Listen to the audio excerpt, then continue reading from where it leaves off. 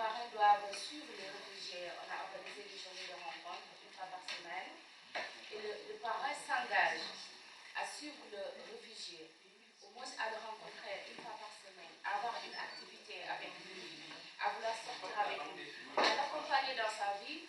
C'est un engagement qui ne finit pas. Du moment où il s'engage à devenir parent, ça commence dès le premier jour, et puis il accompagne le réfugié dans ses sorties, les visites chez l'avocat, il lui sert d'interprète en premier lieu, il lui sert d'amis et de confident en même temps. Et il l'accompagne pour trouver une maison, il l'accompagne pour comment payer ses factures, comment s'inscrire à la vie active, comment rédiger un CV, une lettre d'emploi et comme ça, une motivation. Et cette personne va apporter son soutien moral, psychologique, et peut-être financier. Non, le projet qu'on vient de mettre sur place, ça date presque de ça commence il y a un mois. Et on est toujours à la recherche de parrains, de volontaires comme ça, de marraines. Si jamais vous voyez, c'est pas de solidarité qui s'occupe de ça. Et ce n'est pas tout son... L'objectif, ce n'est pas financier. C'est l'accompagnement psychologique et moral du réfugié. C'est pour pouvoir faciliter l'intégration du réfugié. S'il y a une personne aussi disponible à côté, qui pourrait discuter, parce que la communication est très importante chez une personne, surtout chez un réfugié. Il a besoin qu'on parle avec lui, qu'on vienne solliciter ses envies, ce qu'il a dans sa tête. Il a envie de s'exprimer. Il ne sait pas sur qui compter, avec qui avoir confiance, avec qui il pourra parler de ses problèmes, surtout quand les réfugiés on a des problèmes qu'on ne peut pas étaler en public. Très petit, on ne se voit pas trop. Ça va déjà. De confiance pour pouvoir parler avec lui, se confier, lui professer des choses de la vie, les plus intimes de la vie. Et cette personne va être une personne en quelque sorte, le réfugié sera son filleul. Voilà. Et il va l'accompagner, même après qu'il puisse bénéficier du titre de réfugié ici, il pourra continuer une vie avec cette personne-là. Et c'est aussi un projet très important. Et on est encore... Je vois que tu vas poser la question, dire un mot sur la journée 2016. Pour que je dis, quand il dit un mot, il demande une maille. Ne vous fatiguez pas. Ça va vous aider à préparer l'édition 2017. On n'attend pas toujours à écouter des bonnes choses. Hein. Il faut dire des choses, vraiment tout, pour qu'on essaie d'améliorer la situation.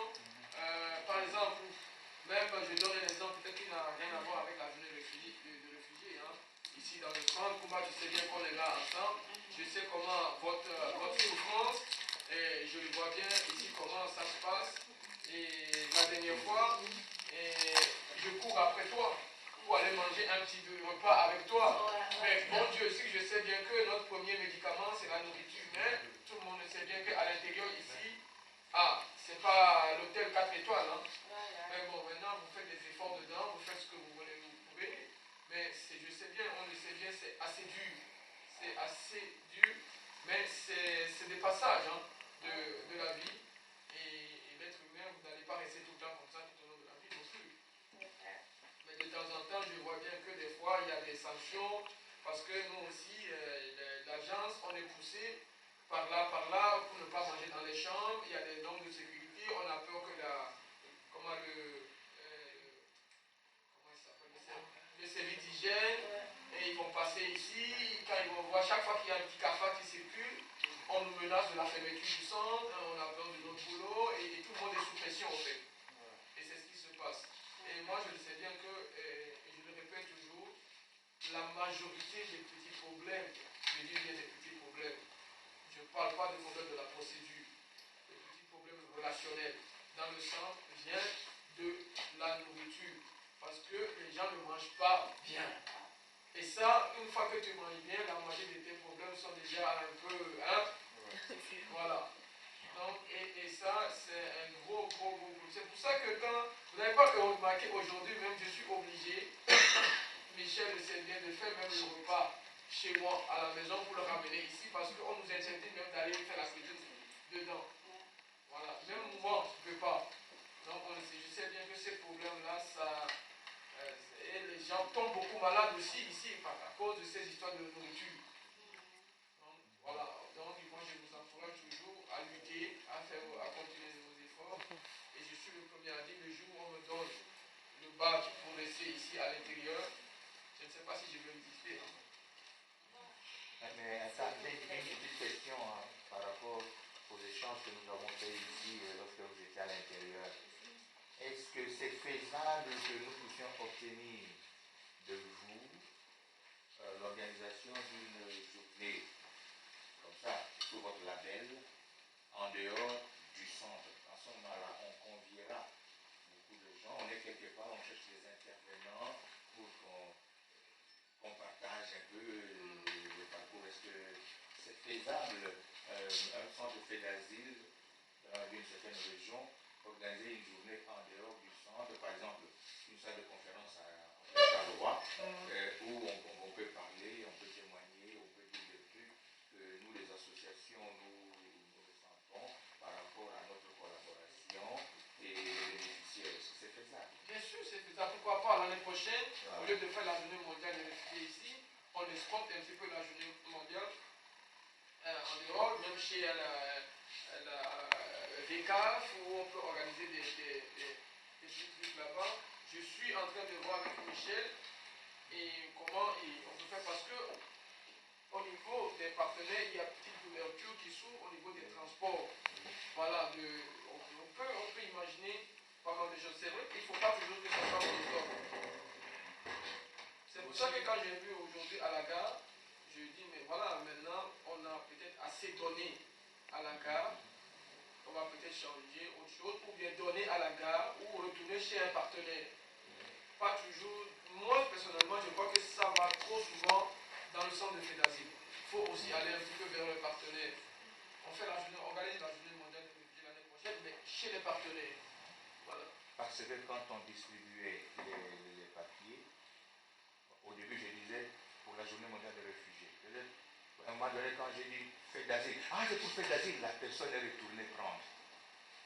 Ah oui. J'étais avec Tarsis. Et la personne est revenue prendre. D'abord, elle est passée, il a dit, c'est fait d'asile, non. Fait d'asile, c'est bon. Alors, moi, ça m'a interpellé en attendant encore dans les échanges que nous avons faits ici, que l'extérieur aussi a besoin. Parce que tout le monde peut-être n'accède pas facilement. Si vraiment ça peut aller, on sera prêt de prendre une activité ou une prise de parole ou quoi quelque part pour essayer de dire des choses. Parce que bien qu'elle attende fait d'asile, la personne est revenue et a pris.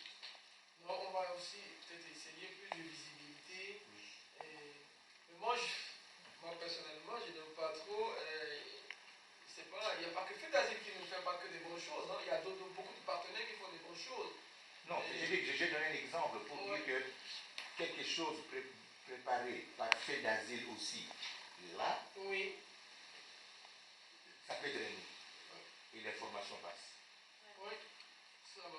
Non, on va réfléchir là-dessus. On va essayer de prendre un peu plus longtemps. Je viens de suggérer un petit truc à Michel aussi tantôt, parlant de notre artiste qui est là. Moi, je l'ai vu à la maison de l'Africain, chez toi là-bas.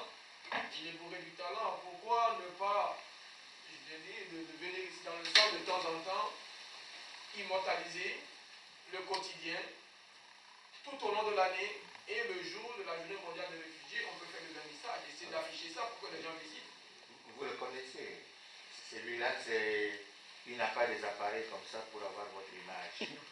Il a ses yeux, son crayon, un bout de papier et il te donne ta photo.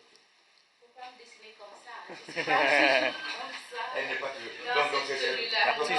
Présente-toi la caméra. Une valeur comme ça qu'on peut essayer de montrer aux gens. Donc lui, pour avoir ton image, il n'a pas besoin Présente-toi la caméra là. ses yeux, crayon, bout de papier, fini. vous restez un moment avec toi, il sourit un peu, il pose avec toi et puis il dit, vas-y, prends ta photo.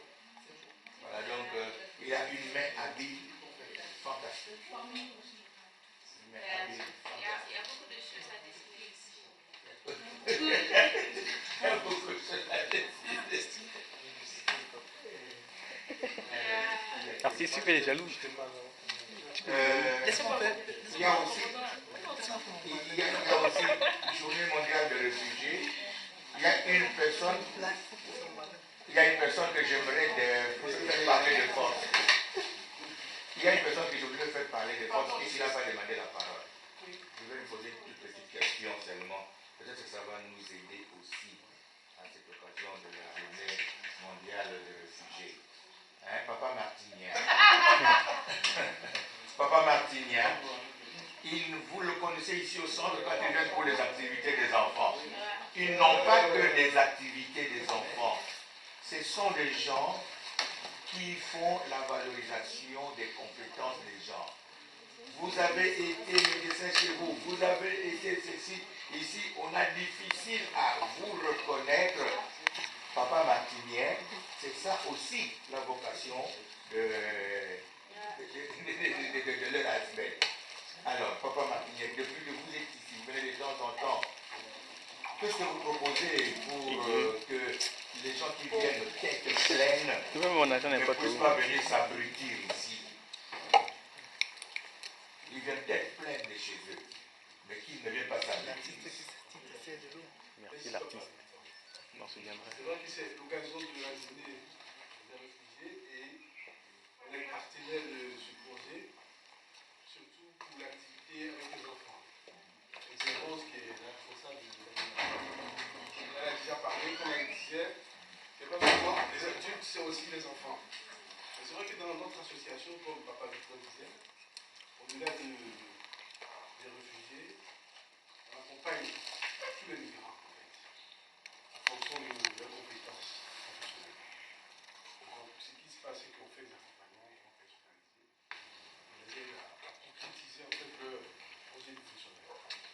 Donc, c'est tout un bilan, on va dire, un bilan de compétences. On va essayer de mettre un peu en évidence des compétences qui étaient, que le migrant avait déjà dans le pays d'origine. Et puis, avec les professionnels ici qu'on a en contact, on essaie de créer, de mettre un peu en lumière ses compétences. Et c'est bon non seulement pour son CV, mais en pratique, c'est qu'on est vraiment sur le terrain.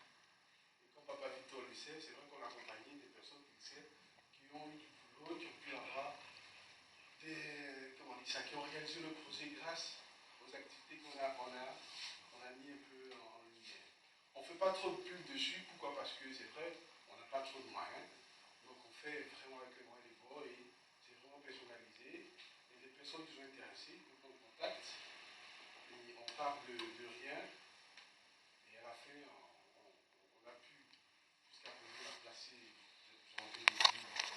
pas beaucoup de personnes, peut-être 2-3 personnes qui ont réalisé leur rêve et qui travaillent maintenant. Voilà. Je ne vais pas dire des noms, Papa Victor le sait très bien. C'est dans la discrétion qu'on travaille. Et c'est peut-être un jour, on va peut-être parler de ces personnes-là, qui vont peut-être prendre la parole et je dis non, je montre que ouais, ce serait un témoignage. Donc c'est un peu ça qu'on fait. Et c'est un peu dans la discrétion, donc on ne fait pas trop de publicité. Et si aujourd'hui, Papa Victor me prend, vous parler comme ça, il faut. Mais c'est vrai qu'on le fait de façon à travers les réseaux qu'on a et Kuba connaît bien l'association. L'association. Et donc voilà. Je ne vais pas trop en dire. Je suis en contact avec TEP Afrique, voilà.